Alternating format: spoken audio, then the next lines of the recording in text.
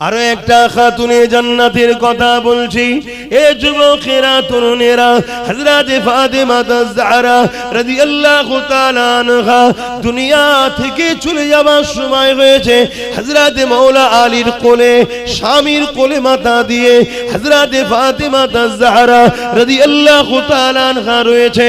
এমন করে চোখকে বন্ধ করে রেখেছে, একেবারে দুনিয়া থেকে চলে যাবার শেষ সময় হয়ে গেছে। হযরত মাওলা আলী কাঁদে, স্ত্রীর মাথাতে হাত বুলাতে লাগে, খাতুনে জান্নাতকে বলতে লাগে, এই ফাতেমা, জীবনে কোনোদিন আমার কাছে কোনো বাইনা তুমি করলে না, জীবনে কোনোদিন আমার কাছে কোনো জিনিস তুমি চাইলে না, কোনো জিনিস চাইলে। হযরত ফাতেমা আয-জাহরা রাদিয়াল্লাহু তাআলা আনহা কে যখন হযরত মাওলা আলী বারবার বললে, হে ফাতেমা, মনের বড় ইচ্ছা, একটা তো কিছু আমার স্ত্রী আমার কাছে চাইবে। হযরত ফাতেমা হুজুর মুচকে এসে বললেন, আপনি যখন চান আপনি আমার স্বামী হন, আপনার খুশির জন্য আমি ফাতেমা আপনার কাছে একটা আপেল খেতে চাইছি, সেব খেতে চাইছি। এ নজওয়ানেরা, আমার আম্মা জানেরা, আমার বোনেরা, এ দুনিয়া দুদিনের, দুনিয়াদারি করো কিন্তু আখিরাতকে হারিয়ে নয়, সংসার করো আখিরাতকে হারিয়ে নয়, কারবার করো আখিরাতকে হারিয়ে নয়, রাজনীতি করো আখিরাতকে হারিয়ে নয়, রাষ্ট্রনীতি করো আখিরাতকে হারিয়ে নয়, মানব বন্ধন করো আখিরাতকে হারিয়ে নয়, সম্প্রীতি করো আখিরাতকে হারিয়ে নয়। আজ কিছু মুসলমান আছে সম্প্রীতির নামে গায়রুল্লাহর কাছে গিয়ে মাথা নত করছে। আজ কিছু মুসলমান আছে সম্প্রীতির নামে গায়রুল্লাহর উৎসবে চলে যাচ্ছে। এ যুবকেরা, গায়রুল্লাহ তাবেদারি করতে লেগেছে। এটাকে সম্প্রীতি বলে রে, এটাকে ভণ্ডমি বলে। যে ভণ্ডমির জন্য মুসলমান তুমি মুশরিক হয়ে যাচ্ছ। কিন্তু মনে রেখে দিও, ইসলাম সম্প্রীতি করার অধিকার দিয়েছে, ইজাজত দিয়েছে, কিন্তু সম্প্রীতির নামে আল্লাহ দ্রোহী হয়ে যেও না, ইসলাম থেকে বেরিয়ে যেও না।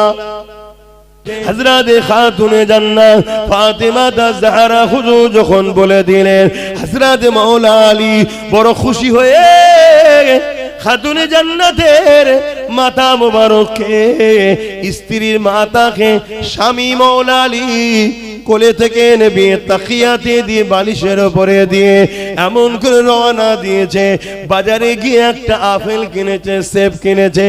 এত কম পয়সা ছিল, একটাই মাত্র কেনার মতো অর্থ ছিল। ওই পয়সা দিয়ে কিনে নিয়ে যখন রওনা দিয়েছে, কয়েক কদম আসার পরে এক মুসাফির ক্ষুধার্ত গরিব আটকেছে। ও নবীর জামাতা, ও হযরত মাওলা আলী, আয় আহলে বায়াত মাওলা আলী, আমি বড় ক্ষুধার্ত, তোমার হাতের আপেলটা আমাকে খেতে দাও। পরীক্ষা শুরু হলো আল্লাহ, শুনছেন? আল্লাহর পরীক্ষা শুরু হয়ে গেল। এই নজওয়ানেরা, হযরত মাওলা আলী মনের মধ্যে হচ্ছে, আরে জীবনের প্রথম আমার ফাতেমা, আমার স্ত্রী আমার কাছে একটা আপেল খেতে চেয়েছিল। এদিকে এই গরিবটা আমার ক্ষুধার্ত চাইছে। দিনের মনের মধ্যে তুফান চলতে লেগেছে। ফাতেমাকে দ্বিতীয় কিনে দিবার মতো অর্থ পয়সা নাই।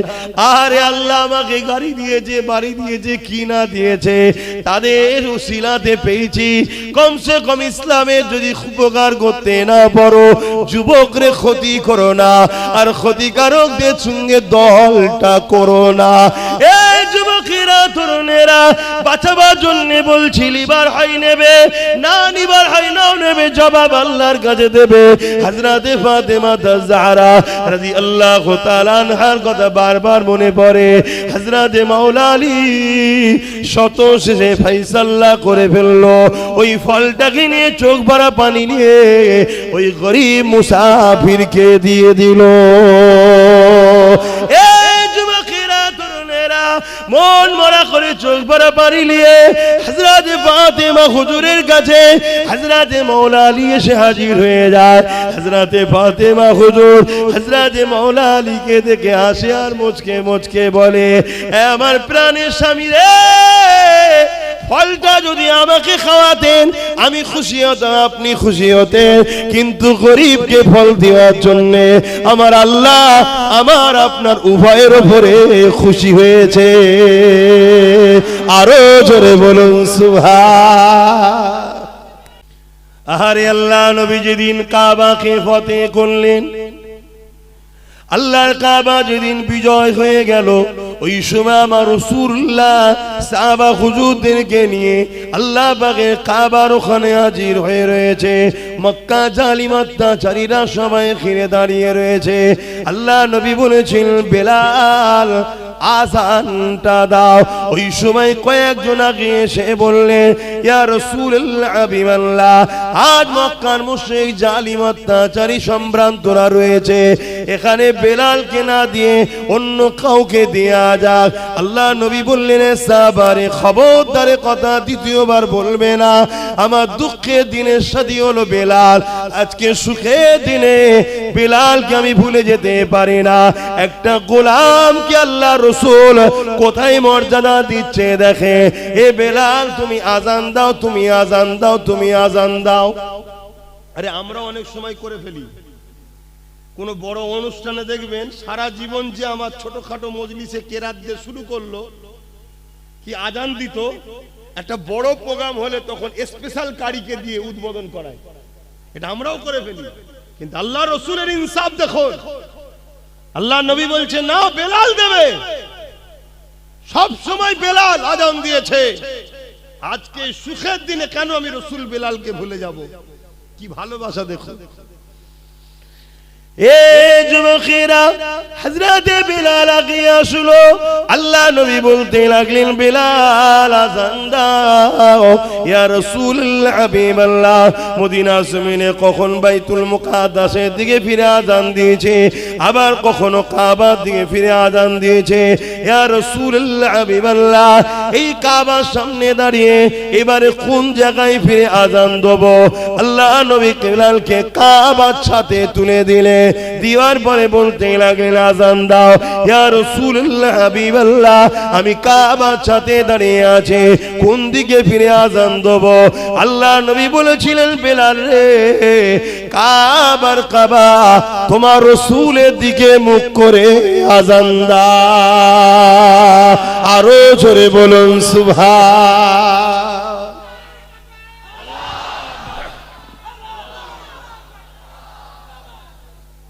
হাজার হাজার সব মক্কার ভিআইপিরা দাঁড়িয়ে দাঁড়িয়ে দেখছে, দেখে সব আলোচনা করছে যে মুহাম্মদ সাল্লাল্লাহু আলাইহি ওয়াসাল্লাম দেখ, একটা হাসি দেশের কালো গোলামকে দিয়ে কাবার মাথায় তুলে আযান দিচ্ছে। আল্লাহর ঘরের মাথায় উঠে পড়েছে বেলাল হুজুর। কিসের বাদাউলতে? মুহাম্মদ সাল্লাল্লাহু আলাইহি ওয়াসাল্লামের গোলামির পাওয়ারে। জোরে বলুন সুবহানাল্লাহ। এ যুবক, তোমরা আমার নবীর গোলাম হয়ে যাও। আল্লাহ তোমাকে কোথা থেকে কোথা নিয়ে যাবে তুমি ভাবতে পারবে না। এমন কোন রাত যেন তোমার না যায় নবীর উপরে দরুদ পড়ে তুমি ঘুমাচ্ছ না। মনে থাকবে তো? যখনই একা হবে তুমি মিস করো, স্মরণ করো তোমার নবীর কথা।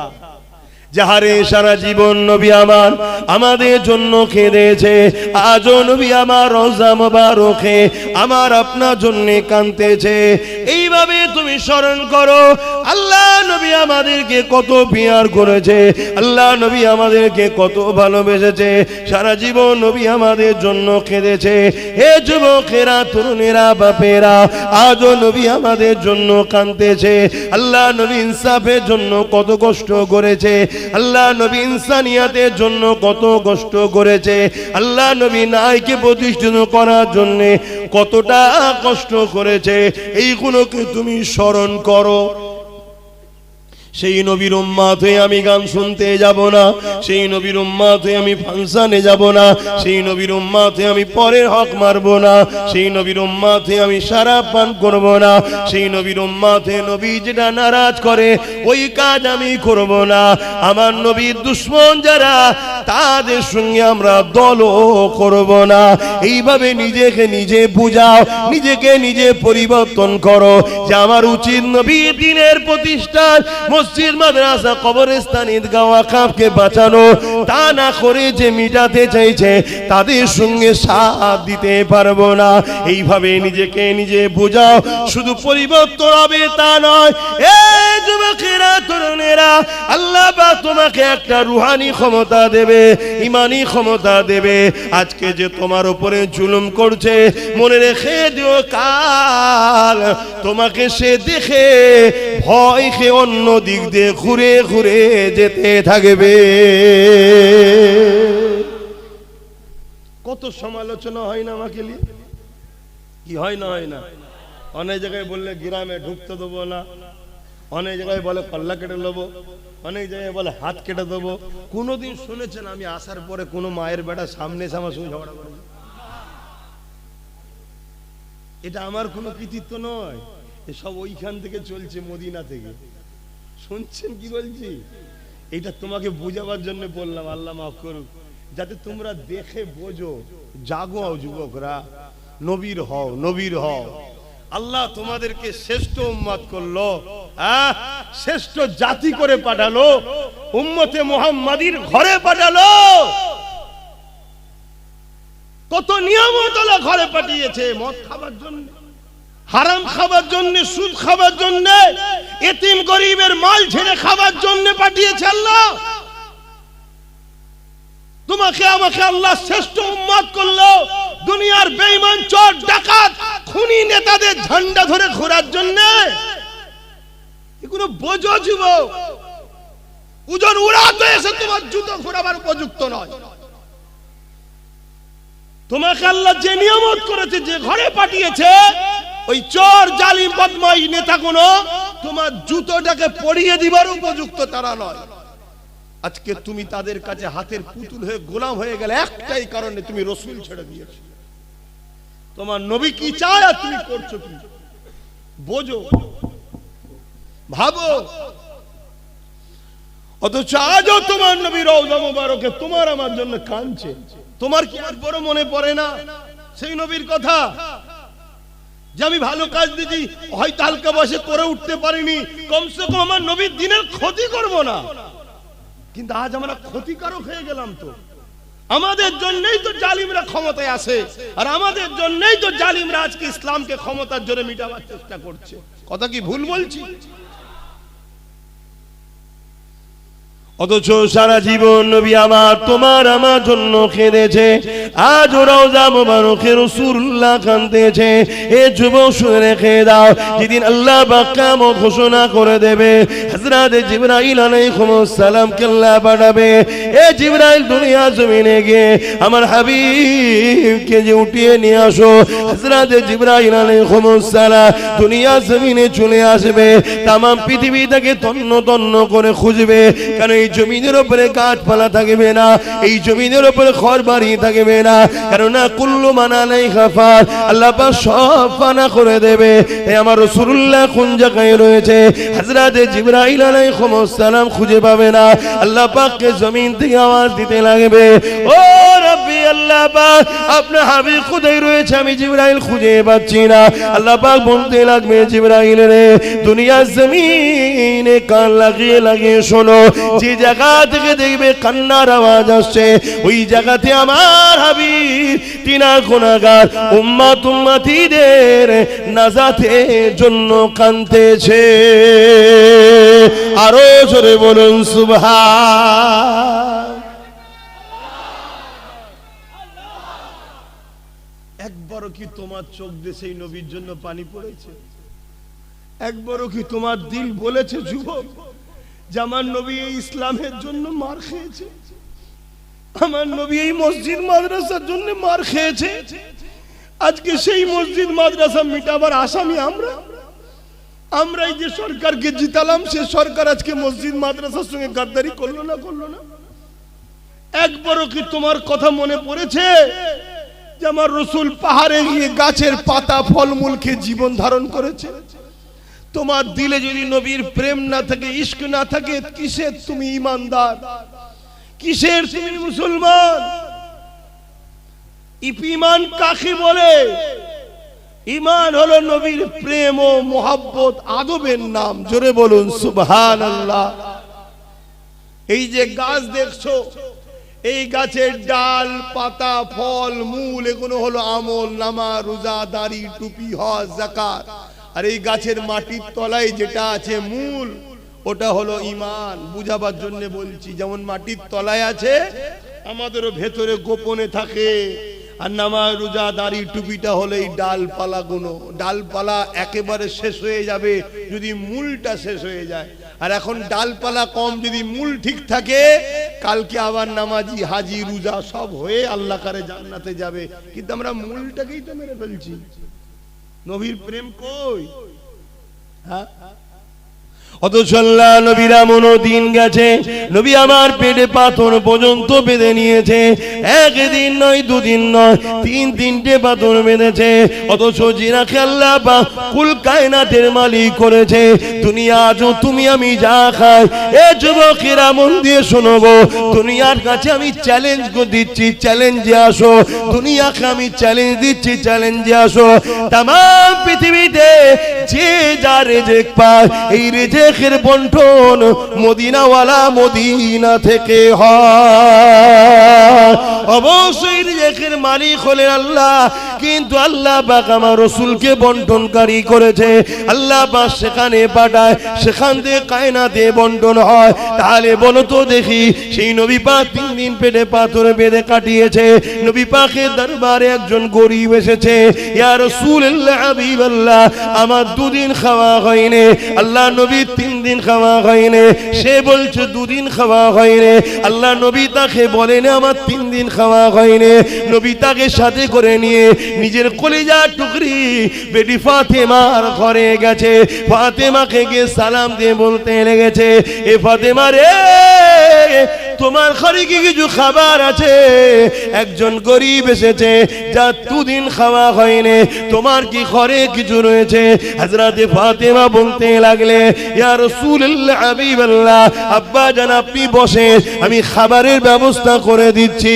আল্লাহ নবী বসলেন। ওই গরীব মানুষটা যে 2 দিন খায়নি, সে বসে রইল।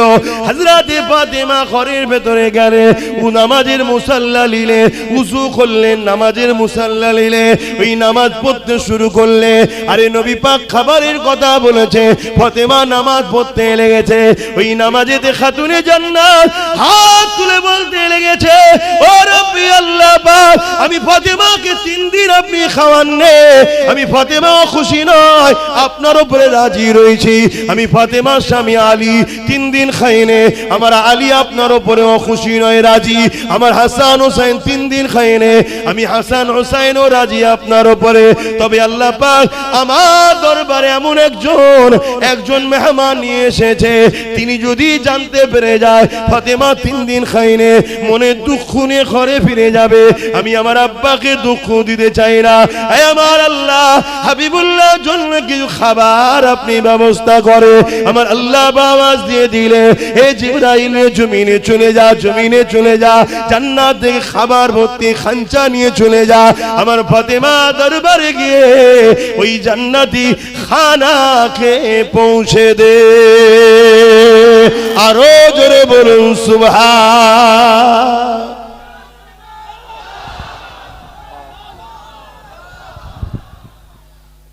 আমাদের কারো বাড়ি আছে যে একদিন খাওয়া হয়নি? একটা কেউ হাত তুলে বলুন যে একদিন খাওয়া হয়নি।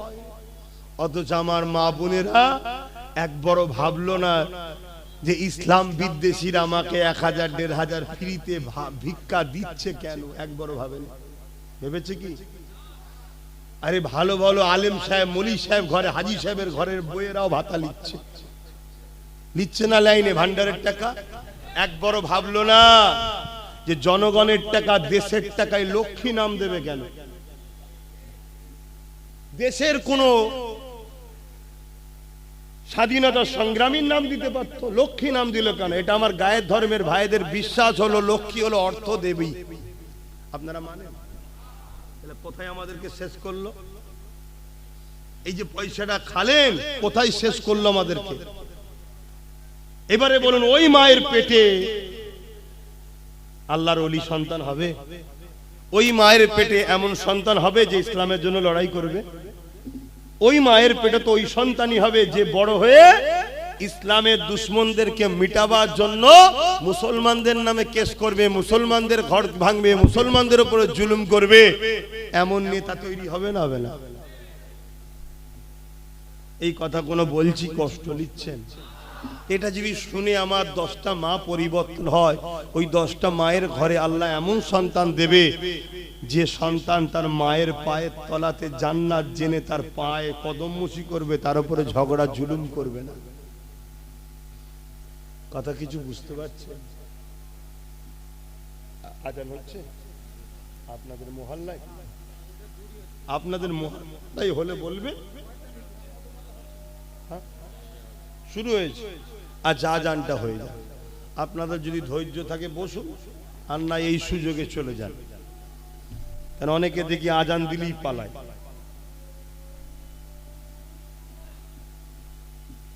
7:30।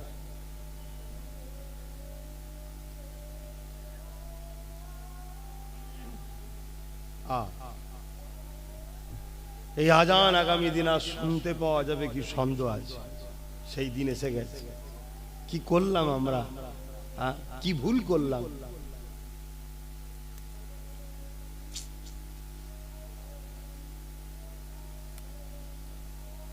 সাল্লাল্লাহু আলাইহি ওয়াসাল্লাম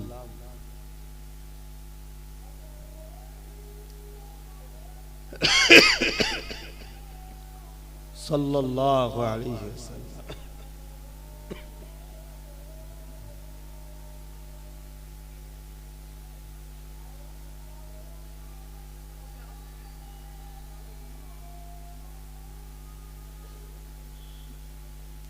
লা হাওলা ওয়ালা কুওয়াতা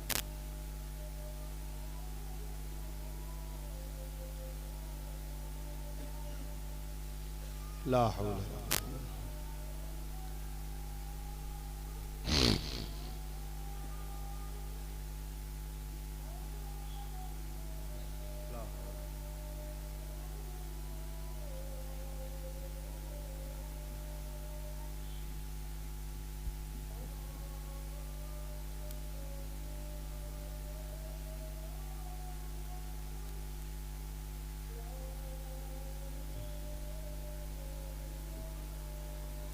اللهم رب هذه الدعوة التامة والصلوات القائمات محمد الوسيلة الفضيلة الدرجة ربي وصفه مقام محمود الذي وعدته إنك لا إله إلا الله. درود الشريف اللهم صل على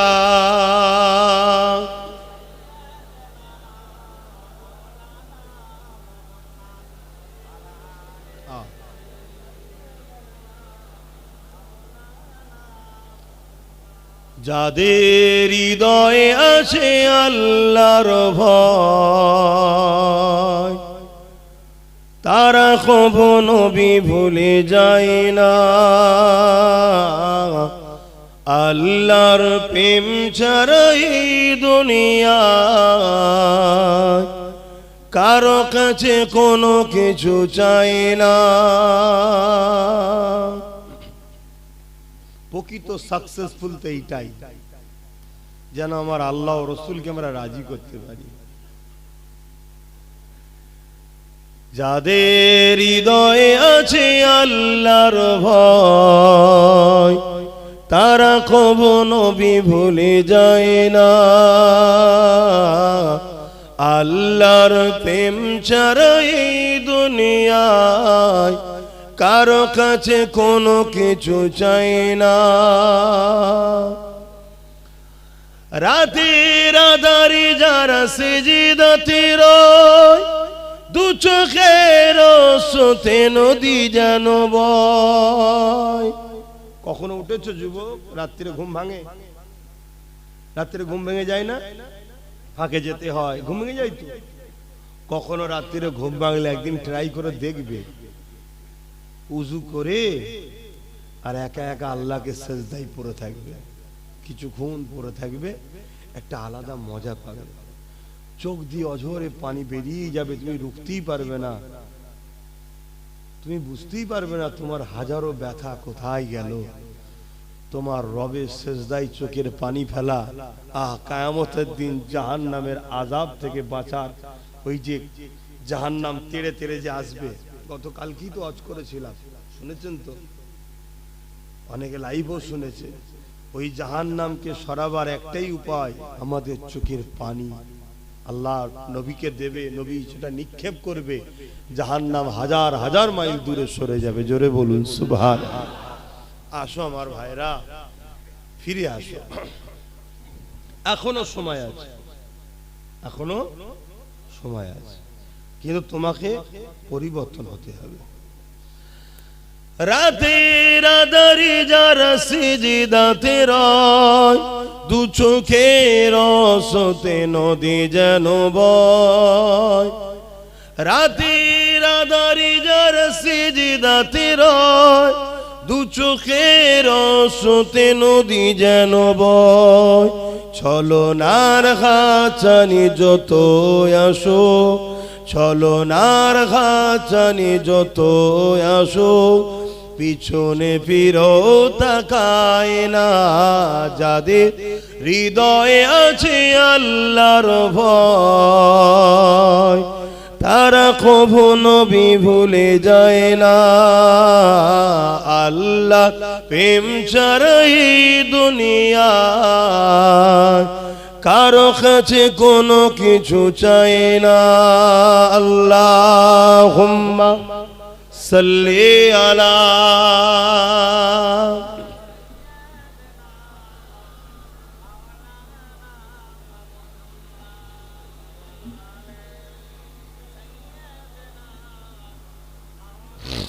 এই ভাই, তুমি ওখানে কি করছো?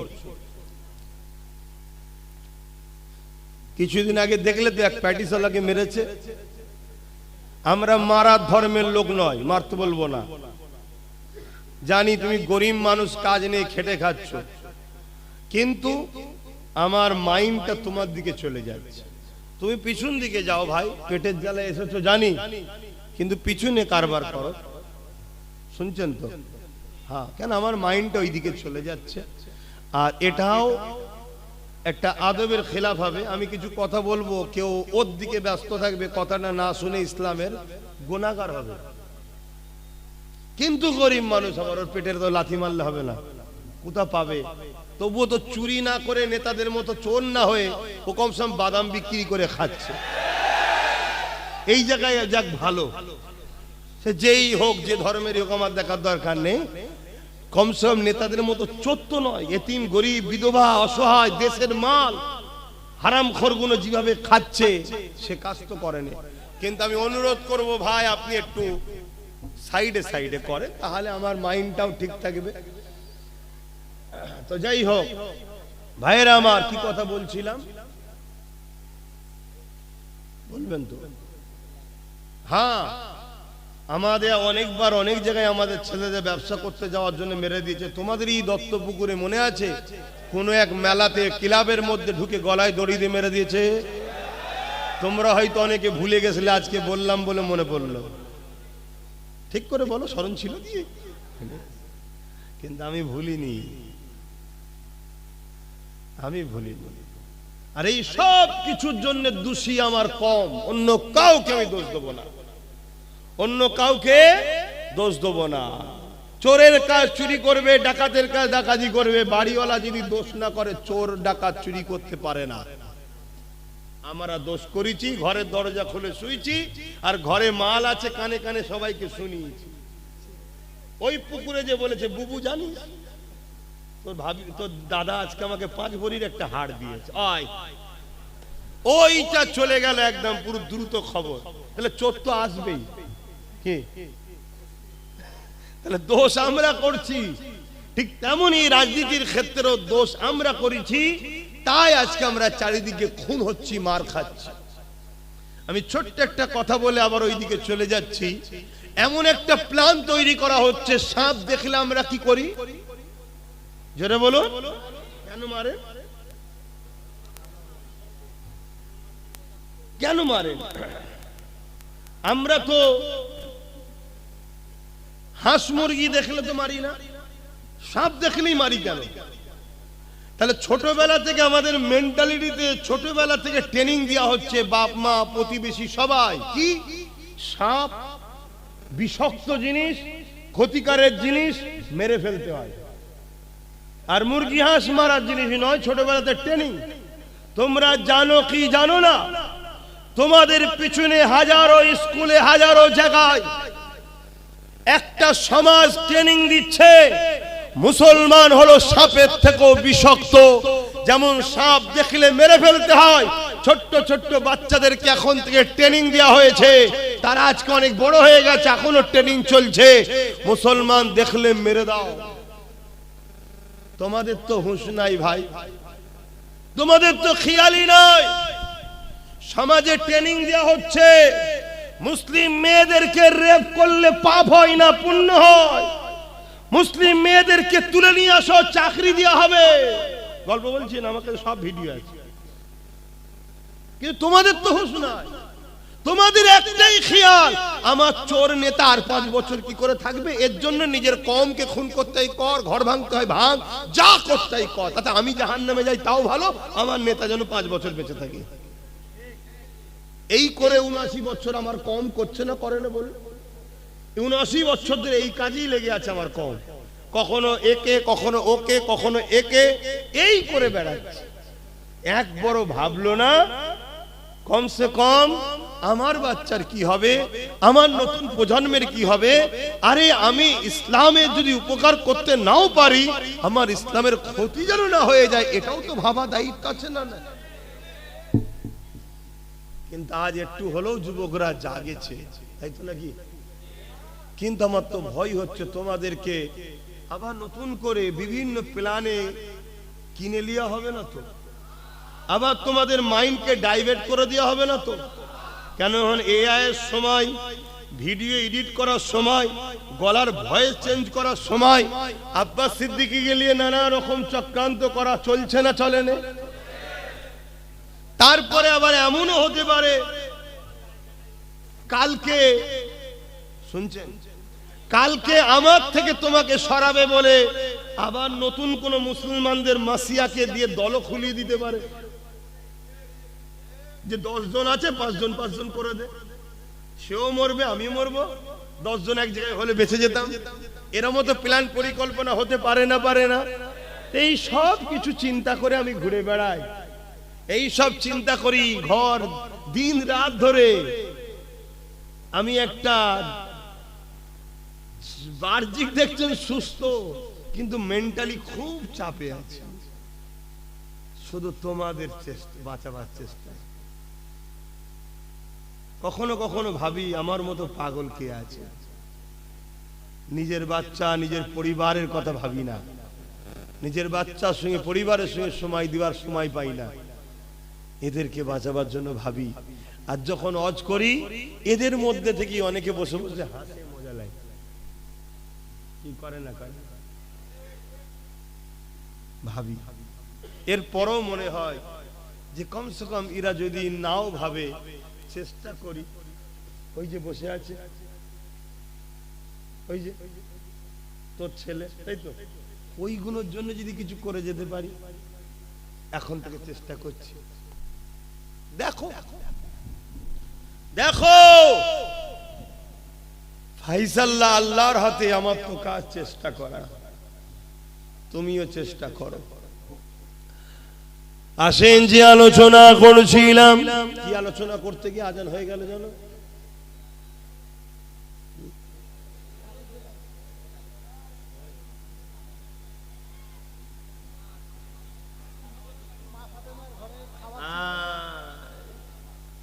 তাহলে বলো কতজন কত দিকে চলে গেলে।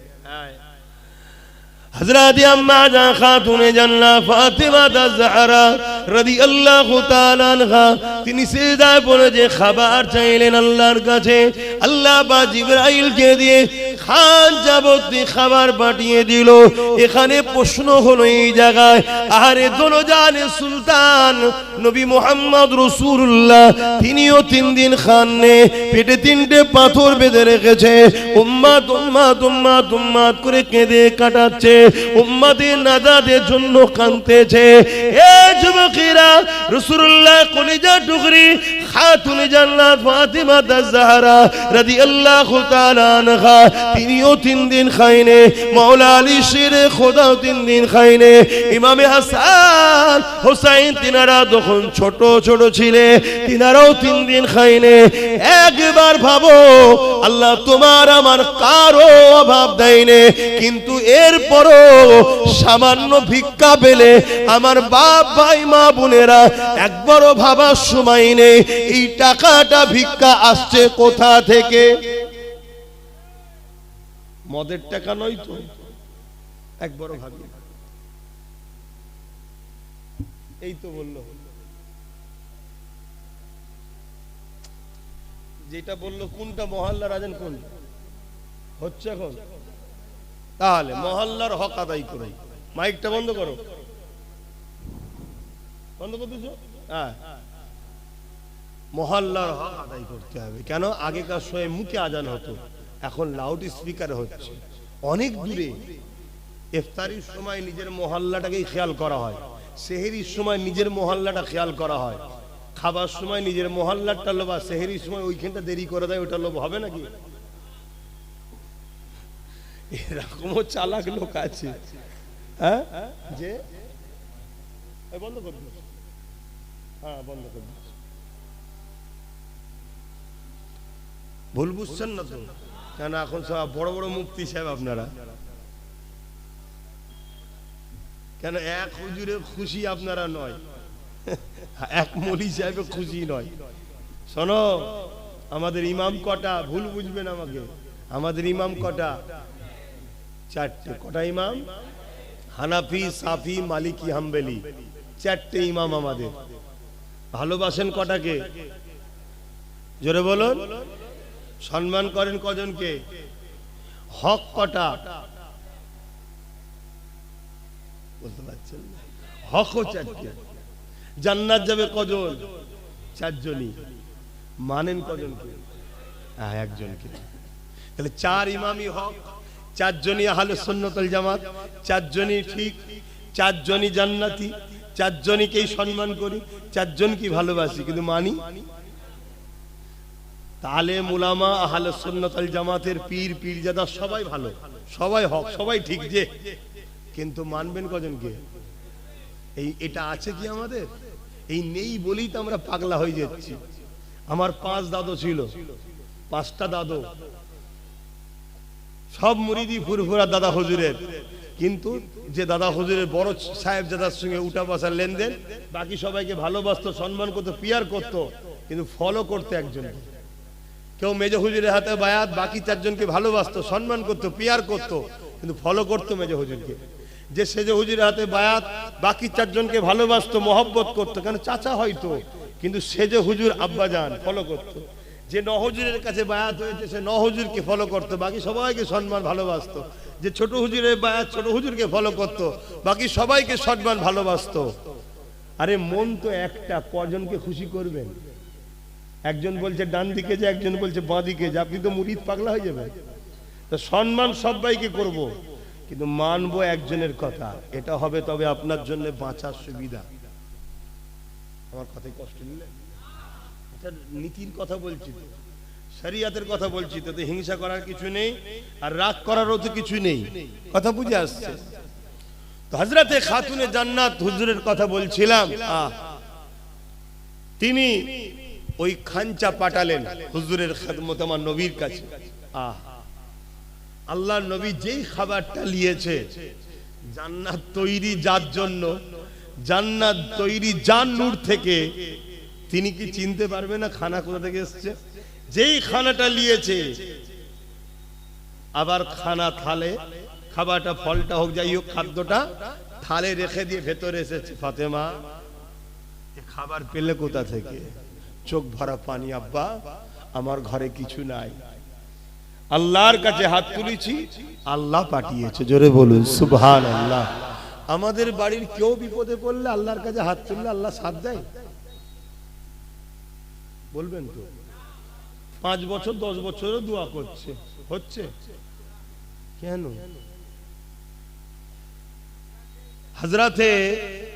হযরতে হাসছো কেন? হাসার জিনিস কি? তাহলে হাসছো কেন? হযরতে মুসা আলাইহিস সালাম তুর পাহাড়ে যাচ্ছে, মন দিয়ে শোনো। যাবার সময় পাহাড়ের নিচে একটা লোকের সঙ্গে দেখা হয়েছে, যে খুব কাঁদাকাটি করছে। মুসা নবীকে দেখে মুসা নবীর কাছে অনুরোধ করছে, হুজুর আমি দীর্ঘ 40 বছর ধরে আল্লাহর কাছে একটা দোয়ার জন্য কাঁদছি, আমার দোয়া কবুল হচ্ছে না। কত বছর? 40 বছর। হুজুর আপনি যান একটু আল্লাহকে যে বলেন। মুসা নবী তো অবাক, 40 বছর! যে আল্লাহ এত দয়ালু, যে আল্লাহ এত দয়ালু, যে মুসা নবীরই একটা উম্মত একদিন শরাব পান করত, প্রতি রাত্রিরে নতুন নতুন মেয়েকে নিয়ে আসতো। একদিন সে এক গরিব মেয়ের পাল্লায় পড়ে তার উপরে দয়া দেখিয়ে তাকে নোংরা নাপাক না করে তাকে অর্থ দিয়ে বোন বলে তার সামনে তওবা করেছিল। আল্লাহ তার দরজায় লিখে দিয়েছিল গায়েবী ভাবে যে তওবাকারী আল্লাহ একে পছন্দ করে নিয়েছে। জোরে বলুন সুবহানাল্লাহ। সেই আল্লাহ তো 40 বছর দোয়া কবুল করেনি। তো মুসা নবী গিয়ে বলছে আল্লাহ ওর দোয়াটা কবুল করেন। আল্লাহ বলছে ওর দোয়া কবুল করব না। কেন? ও হারাম খাই। কেন? কি খায়? তাহলে হারাম খেলে দোয়া কবুল? আল্লাহ মাফ করেন আমাদের। কি যে হচ্ছে জেনে অজেনে আল্লাহই জানে। অনেকে অজানাতেও তো খেয়ে ফেলছে। এই যে বিস্কুট বাজার থেকে কিনে খাচ্ছি, ওর মধ্যে কি দিয়ে রেখেছেন কে জানে। একদিন সোশ্যাল মিডিয়ায় দেখলাম চায়ের সাথে গোবর মিশাচ্ছে। আমি সেই দিন থেকে চা খাওয়া ছেড়ে দিয়েছি। কথা বুঝে? তো এরকম হয়তো আরো কত কি করছে। তাহলে আমাদেরকে শেষ করার জন্য কিভাবে উঠে পড়ে লেগেছে। তো সেই জায়গায় আমরা কি একটু ভাবছি যে কিভাবে বাঁচবো? কমসে কম ডেলি তো তওবা করো, ডেলি তো আল্লাহর কাছে পানাহ চাও। কমসে কম ইচ্ছা করে ভুল যেন না হয়, ইচ্ছা করে যেন হারাম না খাওয়া হয়। এটা বাস্তব কথা বলছি। অনেক সময় অনেক পার্টির পক্ষ থেকে পিকনিক দেওয়া হয়, ফ্রিতে খাওয়ানো হচ্ছে।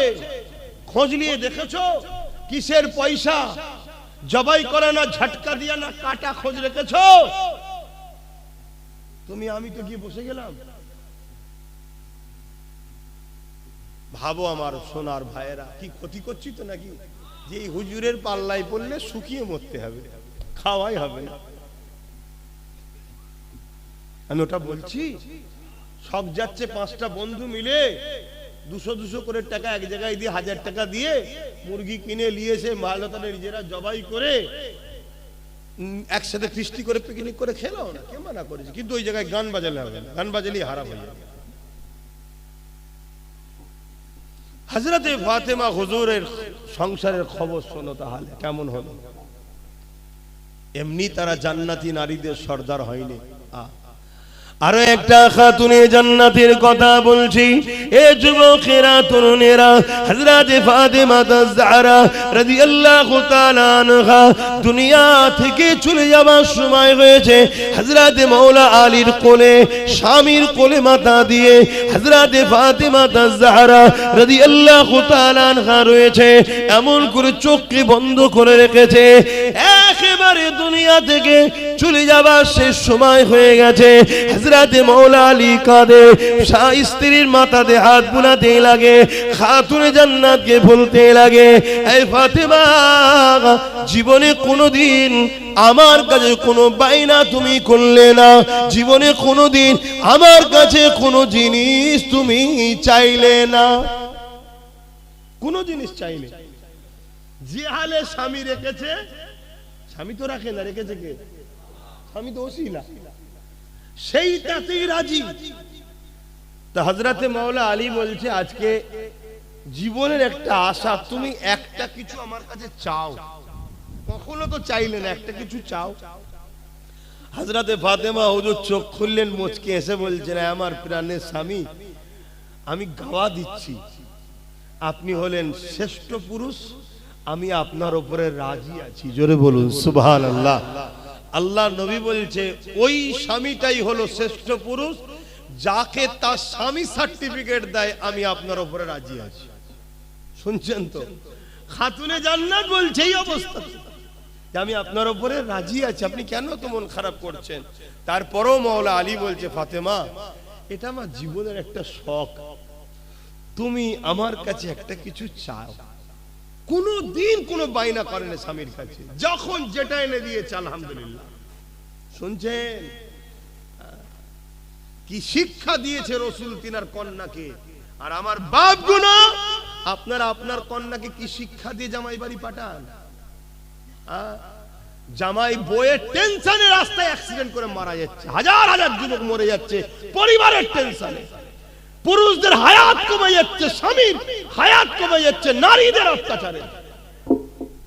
মানসিক টেনশন হলো সবথেকে বড় টেনশন। এই টেনশনের কারণে স্বামীর পুরুষরা আগে মারা যাচ্ছে, হায়াত কমে যাচ্ছে। এর জন্য কিয়ামতের দিনে বাপেদের ঘরে আল্লাহ ধরবে। কিয়ামতের দিন কি ট্রেনিং দিয়েছে মেয়েকে? আমার কথা খারাপ লিখছেন না তো বাপ জানেরা? আমাদের প্রবাদ বাক্য একটা সমাজে আছে কি, পুরুষরা এই নারী কন্যা সন্তান পুত্র সন্তানের থেকে বাপকে বেশি ভালোবাসে। কি আছে না? নাই। আর সত্য কথা, পুত্র থেকে বাপকে মেয়ে সন্তান বেশি ভালোবাসে। সত্য কথা, মিথ্যা বলছি না। কিন্তু অপরদিকে এটা খেয়াল করে দেখেছেন, 100-র মধ্যে 95টা বাপ যদি জাহান্নামে যায় কন্যার জন্য যাবে। এটা খেয়াল করে দেখেছেন? কারণ আজকালকার কন্যাগুলো যেভাবে পার্কে ঘুরছে, যেভাবে সেলফি তুলছে, যেভাবে ফেসবুকে ছবি ছাড়ছে, যেভাবে ড্রেস করছে, এই সব জবাব বাপকে দিতে হবে। শুনছেন তো? তাহলে যেমন কন্যা বাপকে বেশি ভালোবাসে, আর বাপ যদি 100-র মধ্যে 95টা বাপ জাহান্নামে যায়, তার জন্য দোষী কে? কন্যা। কন্যা যদি সত্যিই বাপকে ভালোবাসে, তাহলে কন্যা বাপের ইজ্জত কেলে কখনো খেলা করতে পারে না। আজকে আমার বোনেরা অন্য নারীদের সঙ্গে পাল্লা দিতে শুরু করেছে, আমার বোনেরা অন্যদের সঙ্গে তাল মিলাচ্ছে। কিন্তু আমার বোনেরা জানে না, অন্য ঘরের সন্তানেরা তার মাকে বৃদ্ধাশ্রমে রাখে। এ বোন, তাদের সঙ্গে যদি পাল্লা দাও, তোমার বেটাও তোমাকে বৃদ্ধাশ্রমে রাখবে। ভালো লাগবে তো? তাহলে তুমি খাতুনে জান্নাতকে ফলো করো, তোমার বাচ্চাকে হাসান হোসাইনকে চিনাও, তাহলে তোমার বাচ্চা তোমার পা ধরে সারা জীবন পড়ে থাকবে, বৃদ্ধাশ্রমে রাখবে না। আজকে তুমি নিজের সৌন্দর্যকে দেখাবার জন্য সেলফি তুলে আপডেট করে দিলে, কাল তোমার পেটের বাচ্চাটা যদি আলেম হয়, আর দুনিয়ায় যেই ফতোয়া দিতে যাবে আর অমনি বলবে, এই মৌলভী সাহেব ফতোয়া রাখ, দেখ তোর মা দেখ কি করছে, তাহলে তোমার বাচ্চাটার মাথা হ্যাট হবে না? একটু ভেবে ভেবে মা বোনেরা পা ফেলো। এই বলার অধিকার আছে তো নাকি? না মনে মনে সব রাগ করছে যে এই হুজুরের আর সাথ দেবো না, সাথ না দিলে আমি জাহান্নামে চলে যাবো নাকি? দুনিয়া আসল জায়গা নয়। লড়াই করতে আল্লাহ বলেছে, করছি। সে লড়াই ধর্ম নিয়েও হচ্ছে, সমাজনীতি নিয়েও হচ্ছে, রাষ্ট্রনীতি নিয়েও হচ্ছে। সব বিষয়ে লড়াই করার ইসলাম হুকুম দিয়েছে না দেয় না? করছি। ফাইসাল্লাহর চিন্তা করি না, ফাইসাল্লাহ ওপরে হয়, জমিনে হয় না। ফেরাউনকে বাদশা কে বানিয়েছিল? নমরুদকে কে বানিয়েছিল? আজকে আমাদের ফেরাউন গুলোকে কে জিতাচ্ছে? এর দুটো কারণ, মোমেনের ইমানের টেস্ট হবে, আর জালিম মুনাফিক মুসলমানকে শেষ করা হবে। আজকে জালিমরা যদি মোমেন মুসলমানকে মেরে ফেলে, এই মোমেন মুসলমানদের অসুবিধা আছে? এই জোরে বলেন। সেদিনে বেলাল হুজুরকে পরীক্ষা লিয়া হয়েছিল, উমাইয়াকে দিয়ে, আবু জেহেলকে দিয়ে। হযরত বেলাল হুজুরের অসুবিধা ছিল? আজকেরও মোমেন যারা আছে তাদেরকে পরীক্ষা নেবে তো আল্লাহ, কিন্তু জালিম মুনাফিক যারা আব্দুল্লাহ ইবনে উবাইয়ের মতো, তাদের কিরা শেষ করে দেবে। হযরতে ফাতেমা আয-জাহরা রাদিয়াল্লাহু তাআলা আনহাকে যখন হযরতে মাওলা আলী বারবার বললে, হে ফাতেমা, মনের বড় ইচ্ছা, একটা তো কিছু আমার স্ত্রী আমার কাছে চাইবে। হযরতে ফাতেমা হুজুর মুচকে এসে বললেন, আপনি যখন চান আপনি আমার স্বামী হন, আপনার খুশির জন্য আমি ফাতেমা আপনার কাছে একটা আপেল খেতে চাইছি, সেব খেতে চাইছি। এ নজওয়ানেরা, আমার আম্মা জানেরা, আমার বোনেরা, এ দুনিয়া দুদিনের, দুনিয়াদারি করো কিন্তু আখিরাতকে হারিয়ে নয়। সংসার করো, আখিরাতকে হারিয়ে নয়। কারবার করো, আখিরাতকে হারিয়ে নয়। রাজনীতি করো, আখিরাতকে হারিয়ে নয়। রাষ্ট্রনীতি করো, আখিরাতকে হারিয়ে নয়। মানব বন্ধন করো, আখিরাতকে হারিয়ে নয়। সম্প্রীতি করো, আখিরাতকে হারিয়ে নয়। আজ কিছু মুসলমান আছে সম্প্রীতির নামে গায়রুল্লাহর কাছে গিয়ে মাথা নত করছে। আজ কিছু মুসলমান আছে সম্প্রীতির নামে গায়রুল্লাহর উৎসবে চলে যাচ্ছে। এ যুবকেরা গায়রুল্লাহ তাবেদারি করতে লেগেছে। এটাকে সম্প্রীতি বলে রে, এটাকে ভণ্ডমি বলে। যে ভণ্ডমির জন্য মুসলমান তুমি মুশরিক হয়ে যাচ্ছ। কিন্তু মনে রেখে দিও, ইসলাম সম্প্রীতি করার অধিকার দিয়েছে, ইজাজত দিয়েছে, কিন্তু সম্প্রীতির নামে আল্লাহ দ্রোহী হয়ে যেও না, ইসলাম থেকে বেরিয়ে যেও না। কি গো, আমার কথা ভুল হচ্ছে নাকি? কত নেতা দেখছেন না আজকাল মুসলমান নাম, আদৌ তারা মুসলমান নয়, মুশরিক হয়ে গেছে, যাক তারপরও মুসলমান নাম। সম্প্রীতির নামে গায়ের ইসলামদের ধর্মীয় অনুষ্ঠানে গিয়ে হই হই করছে না, করেন? এক কথা বলেন। আরে অনেক হাজি সাহেব, পাজি সাহেব, তারা এইসব করে করে অনেকে মরেও ভূত হয়ে চলে গেছে। সব সাইজ হচ্ছে কবরে নিয়ে। তুমি কি ভাবছো আল্লাহ ছেড়েছিল বলে কি ছাড় দিয়েছে নাকি? হ্যাঁ, কত কষ্ট করে ইসলাম এসেছে জানো? হ্যাঁ, এই পৃথিবীতে মানুষ আল্লাহ ভুলে গেছিল।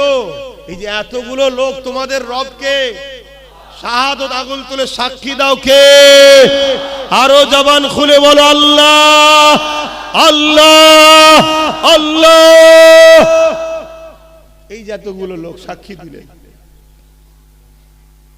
এটা এত সহজে পেয়েছেন নাকি? এত সহজে পেয়েছেন? আজকে তুমি মুসলমান ঘরে জন্ম হয়ে গায়রুল্লাহকে যে তুমি শিরকের কাজে জড়িয়ে যাবে, আর তুমি মনে করছো আমি ছাড় পেয়ে গেছি নাকি? আসেন এই কথাটা বলে সংক্ষেপ করব। নামাজের ব্যাপার রয়েছে।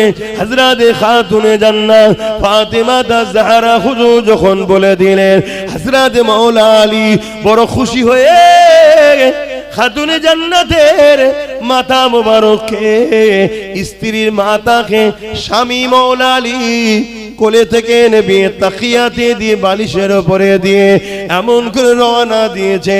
বাজারে গিয়ে একটা আপেল কিনেছে, সেব কিনেছে। এত কম পয়সা ছিল, একটাই মাত্র কেনার মতো অর্থ ছিল। ওই পয়সা দিয়ে কিনে নিয়ে যখন রওনা দিয়েছে, কয়েক কদম আসার পরে এক মুসাফির ক্ষুধার্ত গরিব আটকেছে।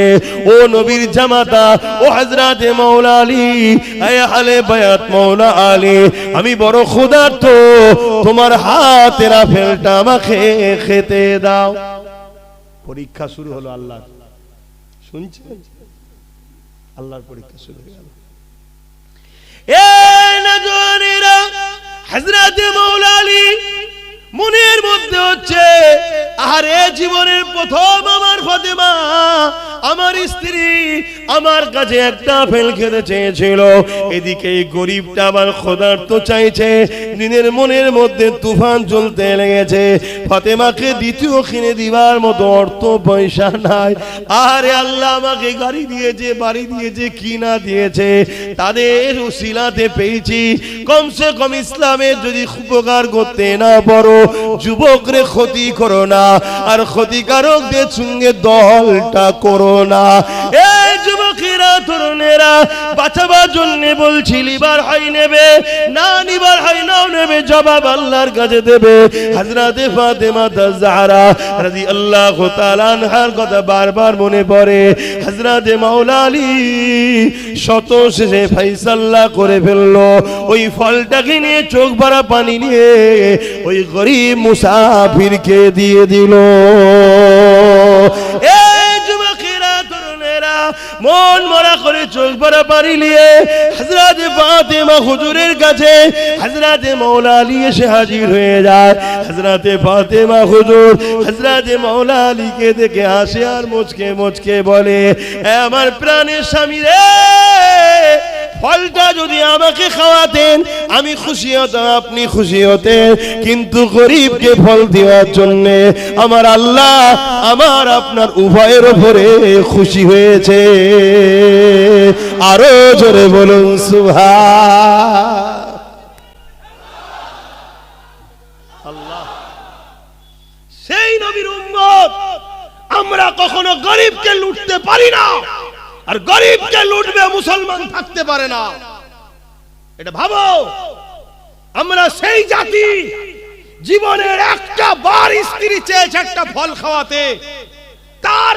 ফলটা লিও গরিবকে দিয়া জাতি আমরা সেই জাতি আজকে গরিব এতিমের মাল যারা লোটে তাদের সঙ্গে দল করে কি করে তাহলে আমাদেরকে কত খারাপ করে দেওয়া হয়েছে কত ধ্বংস করে দেওয়া হয়েছে এই জায়গা থেকে বাঁচাবার চেষ্টা আব্বাস সিদ্দিকী করছে বলো আমি ভুল করছি আজ আমি যে স্বপ্নটা দেখেছি এই স্বপ্ন যদি 20 বছর আগে কেউ দেখতো একদিন হয়তো আমরা গরিবদের সেবা করার জন্য ক্ষমতার জায়গাতে পৌঁছে যেতাম কিন্তু যাই হোক দেরি হলো 5টা বছর কেটেছে আরো 15টা বছর লাগবে আমরা গরিব দুঃখী অসহায় বিধবা দেশ ও দেশবাসী মুসলিম হিন্দু সবার জন্য আল্লাহর সৃষ্টির মুখে হাসি ফুটাবার জন্য মুহাম্মদ রাসূলের গোলাম হিসাবে একদিকে যেমন দ্বীনের হেফাজত করব অপর দিকে আল্লাহর সৃষ্টিকে হেফাজত করার জন্য আমরা এই সংগ্রাম এই লড়াই আমরা চালিয়ে যাব কোনোভাবে পিছপা হব না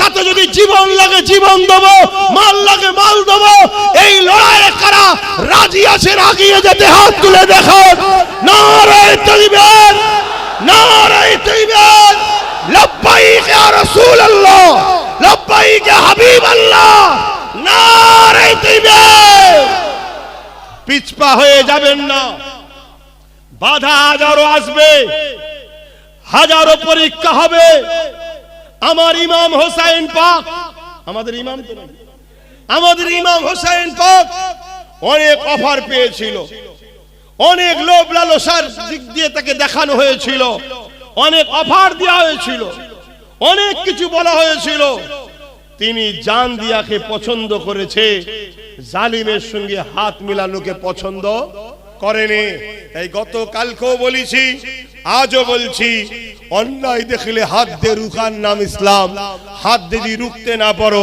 মুখ দিয়ে প্রতিবাদ করো অন্যায়ের বিরুদ্ধে এর নাম ঈমান আর যদি প্রতিবাদ করতে না পারো অন্তর থেকে ঘৃণা করে দূরে সরে যাও তা না করে অন্যায়কে কেউ যদি ভোট দেয় শক্তিশালী করার জন্য তার মধ্যে ঈমান থাকতে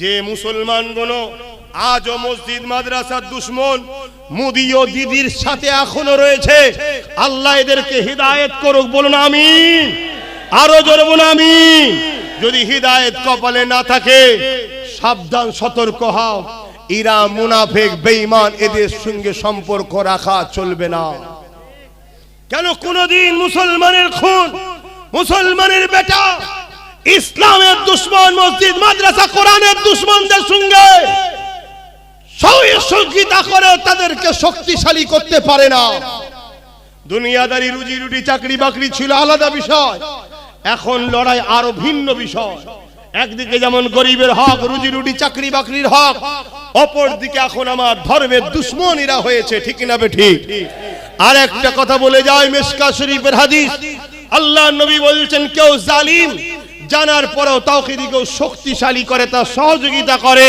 সে ইসলাম থেকে বেরিয়ে যায় সে মুসলমান ইসলামে থাকে না তাই কেন্দ্র সরকার জালিম এটা আপনারা মানেন হ্যাঁ কি না হাত তুলে সাক্ষী দেবেন মানেন হ্যাঁ কি না হাত নামান। রাজ্য সরকারকে আপনারা জালিম মানেন হ্যাঁ কি না? কারখানা মানেন? হাত তুলে তাকান, হাত তুলে দেখান, হাত তুলে রাখবেন, হাত লম্বা করে তুলবেন। এবারে দেখুন আমাদের মধ্যে কারো হাত তুলতে বাকি আছে কিনা দেখুন, কারণ আমাদের মধ্যে মুনাফেক আছে কিনা দেখা দরকার আছে না নাই? জোরে বলে আছে না নাই? যে মাদ্রাসা ভাঙে সে জালিম নয়? দুর্গাপুরে মমতার সরকার মাদ্রাসা ভেঙেছে না ভাঙেনি? যে বলে কোরআন শেষ হয়ে যাবে, উন্নয়ন শেষ হবে না, সে জালিম নয়? মমতা বলেছে না বলেনি? যে আমাদেরকে প্রসাদ খাইয়ে কাফের বানাতে চায় রেশনের মাধ্যম দিয়ে, সে জালিম না জালিম নয়? এরপরও একে জালিম মানতে অস্বীকার যদি করে, সে মুসলমান থাকবে মনে হয়? অতএব রাসূল বললেন জালিমকে যে সাথ দেয় অর্থাৎ একে যদি ভোট কেউ দেয়, সে ইসলাম থেকে বেরিয়ে যাবে। রাসূলুল্লাহর হাদিস, মিশকাত শরীফের হাদিস। এটা জাতিকে জানানো দরকার আছে না নাই? তাই প্রত্যেকটা জায়গায় জলসা শেষে একটু বলে দিই, অসুবিধা হচ্ছে? এখন অনেকের মনে হতে পারে হুজুর জলসাই বলেন কেন, অন্য জায়গায় বলতে পারেন, কেন বলবো না? মসজিদের ভেতরে যদি দুনিয়ার নেতাদের ক্যাডার ঢুকে যেতে পারে ইমাম সেজে, তাহলে আজকে আমি কেন বলতে পারবো না জলসাতে?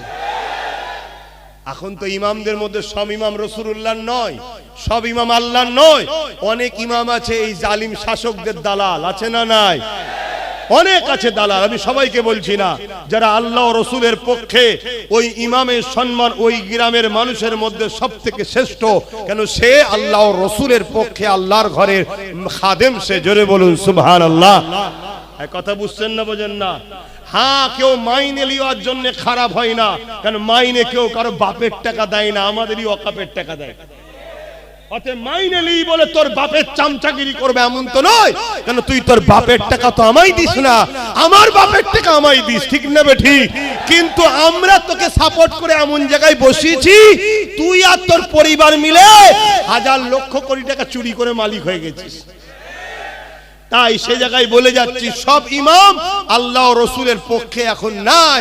অনেক মসজিদের মধ্যে ইমাম যখন পার্টির ক্যাডার ঢুকে গেছে, নবিয়ানা মেম্বারে দাঁড়িয়ে ওই পার্টির বিরুদ্ধে আল্লাহ নবীর গোলামদের বলা দরকার আছে না নাই?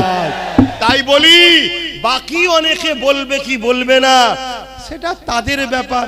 কেন অনেক আছে প্রকাশ্য ক্যাডার না হলেও গোপনে গোপনে ক্যাডার, বিরোধী করতে চাই না। কেন বিরোধী করলে যদি মালটা আসা বন্ধ হয়ে যায়, মাসের শেষে রাত্রিরে গাড়ি ঢোকে, মাসের শেষে রাত্রিরে গাড়ি ঢুকছে, বস্তা করে চলেন, জুতোর বাক্স করে চলেন। কি অনেকে হ্যাঁ ঠিক আছে এখানে নয় ওই জায়গায় একটা ফ্ল্যাট আমার অমুকের নামে করে দাও, এরমও থাকতে পারে। আমিনাল লালের কাছে বিক্রি হয়েছি, আমিনাল লালের জন্য লড়বো। আজ থেকে লড়ছি না আমি ওই চুচুড়ার মসজিদ তালা মেরেছিল জানেন তো? হ্যাঁ, সেই তালা খোলার সময় লড়াই করে তালা খুলেছি জানেন তো নাকি? আমি মাঝে মাঝে ভাবি যে আমার জিন্দেগিতে কোনো ভালো কাজ যদি নাও থাকে, এই একটা কাজে আমি ইনশাল্লাহ জান্নাত যাব। আর ওই দিন যতগুলো আমার সাথে ছিল ইনশাল্লাহ, আমাদের সবার অবদান নাকি, একার দ্বারা তো কোনো জিনিস বিজয় হয় নাকি, সবার অবদানই খুলেছি আমরা ইনশাল্লাহ। তারাও জিন্দেগিতে কোনো ভালো কাজ করেছে কি জানি না, তবে একটা ভালো কাজ, আল্লাহর ঘরে তালা খুলে নামাজের আবাদ করেছি, বলুন সুবহানাল্লাহ। তো যাই হোক, আর কথা বলছি না, এখন নামাজ পড়তে হবে। একটু সালাম দেবো, কেউ কষ্ট পান না তো? সালাম দেবো ইয়া নবী।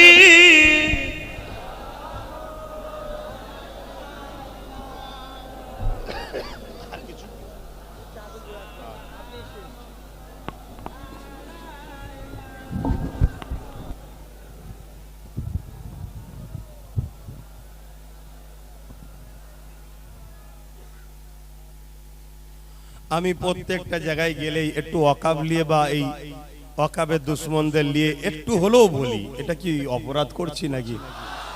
আমার তো মনে হয় জুম্মার দিন থেকে শুরু করে প্রতিটা জায়গায় সবার একটু একটু করে হলেও বলা দরকার। কেন বাবরিকে ভুলে গেছিলাম বলেই কিন্তু ভাঙার সাহস পেয়েছিল। আজকে ওয়াকাবকে যদি আমরা আন্দোলন করা ভুলে যাই, প্রচার ভুলে যাই, একদিন কিন্তু এটাকেও শেষ করে দেবে। যতদিন আমাদের মধ্যে চর্চা থাকবে, আইন হয়ে গেলেও তাদের কিন্তু মিটাবার সাহস, আর যেদিন চর্চা বন্ধ হয়ে যাবে, ভুলে যাবে, সেদিনই কিন্তু সাহসটা নেবে। কথা বুঝে আসছে? তাই আমি চেষ্টা করি, শুধু আমি নয় আরো অনেকেই দেখেছি করে, তবে সবাই করা দরকার। তবেই তো বুঝে যাবে কে ওয়াকাফের পক্ষে, কে আল্লাহ রসুলের পক্ষে, আর কে জালিম ইসলাম বিদ্বেষীদের পক্ষে, এটা বুঝে যাবে। ঠিক তো নাকি?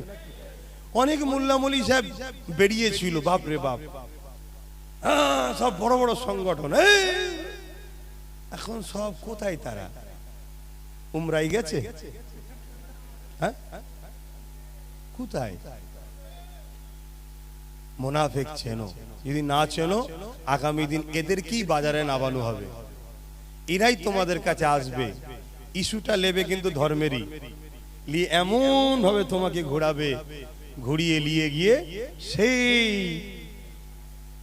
বাঘের কোলে নিয়ে ফেলবে। সেটা কথা বলেছি, শুনেছ হয়তো অনেকে। সিংহ বনের পশু, রাজা বুড়ো হয়ে গেছে, বনের পশু রাজা বুড়ো হয়ে গেছে, এখানে বুড়ো বুড়ি দুজনই হয়ে গেছে। কথা বুঝছেন তো নাকি? তাই ও তো স্বীকার করতে পারছে না, তা কি করবে? শিয়ালকে বলেছে তুই দেখ, শিয়ালের বড় বুদ্ধি, পণ্ডিত শিয়াল পণ্ডিত, বুদ্ধি করে গেছে, হরিণের কাছে গেছে, হরিণ বলছে না ভাই আমি যা আছি খেটে খুটে খাই, এই ঠিক আছে, আমার রাজা হবার দরকার নেই। ময়ূরের কাছে গেছে, ময়ূরও বলছে ভাই আমি জিয়ালে আছি, খুব ভালো আছি। ঘোড়ার কাছে গেছে, ঘোড়াও বলছে ভাই আমি খুব ভালো আছি, আমার রাজা হবার দরকার নেই। শত শেষে গাধাকে দেখতে পেয়েছে, গাধাকে বলছে আরে গাধা তোমাকে তো খুব হ্যান্ডসাম লাগছে দেখতে। ও পাম খেয়ে গেছে। কথা বুঝে আসছে? পাম খেয়ে যাওয়ার পরেই বলছে তোমার জন্য একটা খুশির খবর আছে। কি খবর? রাজা মশাইয়ের তো বয়স হয়ে গেছে সিংহর, তা উনি তো রিটায়ারমেন্ট হবে, আপনাকে রাজা করা হবে জঙ্গলের। বলছে তাই? বলছে হ্যাঁ, গাধা তো গাধাই হয়, চলো। তা বেচারি গেছে, আর অনেকদিন খেতে পাইনি, তো বুড়ো সিংহ হয়ে গেলে যা হয়, খেতে পাইনি, তাড়াতাড়ি করে ঝাঁপ মেরেছে, ঠিকভাবে ধরতে পারেনি, দুটো কান খুলে গেছে, গাধা ছুট। শিয়াল বলছে রাজা মশাই একটু তো দেরি করতে হয়। যাই হোক, আবার এসে শিয়াল বুঝাচ্ছে সত্যি তুমি গাধা, তোমার দ্বারাই হবে না। আরে কান থাকলে মুকুট পড়াবে কি করে? ওই জন্য কান দুটো রাজা খুলে দিল। বলছো ও তাই নাকি, চলো তাহলে আবার যাই। তা আবার গেছে, আবার সিংহ ঠিকভাবে ধরতে পারেনি, ধরেছে লেজটা, টান মেরেছে, ছিঁড়ে চলে গেছে। গাধা আবার ছুট, আবার সিংহ এসে বুঝাচ্ছে সত্যি তোমাকে আর পারবো না, লেজ থাকলে সিংহাসনে বসবে কি করে? এজন্য রাজা লেজটাকেও খুলে দিয়েছে। বলছে ও, বলছে দেরি করুনি, অন্য কেউ বসে পড়বে। গাধা আবার যে হাজির হয়েছে, এবারে কি আর সিংহ ছাড়ে? একেবারে ভালো করে পাকড়াও করে তাকে একদম পুরো খেয়ে শেষ করেছে। খেতে খেতে বলছে হারা, শিয়ালের কলিজাটা কই? তখন শিয়াল বলছে স্যার যদি কলিজা থাকতো তাহলে এর নাম কি আর গাধা হতো, আর না বারবার আসতো? কথা শুনছেন? এখানে কলিজা বলতে ঈমান, আর এখানে গাধা বলতে ওই সকল মুসলমান যাদের কলিজা নেই, অর্থাৎ ঈমান নেই। ওই মুসলমান বারবার ঠকলো, ঈমানদার মুসলমান কিন্তু আগামী দিন আর ঠকবে না। ঠিক তো নাকি? হ্যাঁ। কেন আমরা অনেক হয়েছে, চাকরি দিসনি, হাত দিসনি, সব হয়েছে, এবার আমার আল্লাহর ঘরে হাত দিয়েছিস, নবীর মাদ্রাসায় হাত দিয়েছিস, আর ঈমানদাররা মেনে নিতে পারবে না। বাস আসেন সকলে মহব্বতে সালাত ও সালাম পাঠ করিয়া নবী।